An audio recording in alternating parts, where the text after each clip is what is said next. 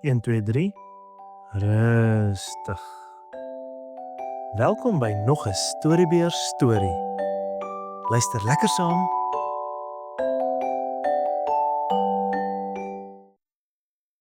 Die skipbreuk. Help! Ons vergaan. Daar ver in die stille oseaan het die boot, die Helen B. Sterling, in 'n vreeslike storm beland. Branders so hoog soos berge het teen hom geslaan. Water het in sy ruim begin instroom en dit was duidelik dat hy nie veel langer sou kon dryf nie. Die kaptein het 'n noodsein oor die radio laat uitstuur. Dalk sou iemand dit opvang, maar daar was min hoop, want hulle was honderde kilometer van die land en, sover die kaptein kon vasstel, was daar geen ander skip naby genoeg om die noodsein op te vang nie.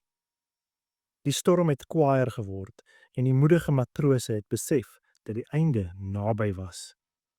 Weer is die noodsein uitgestuur. Help! Ver daarvandaan was die Australiese slagskip Melbourne op pad huis toe.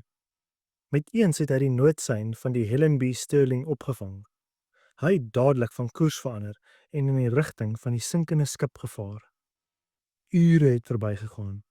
Die Sterling, wat deur die geweldige golwe getuister is, het stadig begin sink. Sou die Melbourne betyds kon kom? Dit het byna onmoontlik gelyk. Eindelik het die kaptein van die sinkende skip die volgende boodskap uitgestuur. Kan nie 'n uur langer uithou nie. Skip vol water. Golwe slaan bo ons. Laat reddingsbote neer. Maar onmoontlik om in hierdie see te leef. Vaarwel.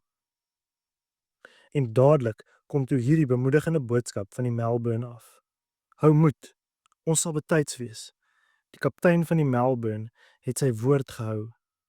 Net voor die Sterling gesink het die groot slagskip langs hom ingetrek en die bemanning van die Sterling veilig afgehaal. Soms se seuns en dogters, net soos die Sterling. Dalk ken julle sulke mense. Hulle wil graag die regte dinge doen en moet altyd teen die verkeerde dinge veg. Maar die storms van versoeking kom en dis onmoontlik om hulle te weerstaan. As dit gebeur, is daar net een ding om te doen. En dit is om die noodsein na die hemel te stuur. Ek vergaan. Kan nie nog 'n uur uithou nie. Jesus sal dit hoor.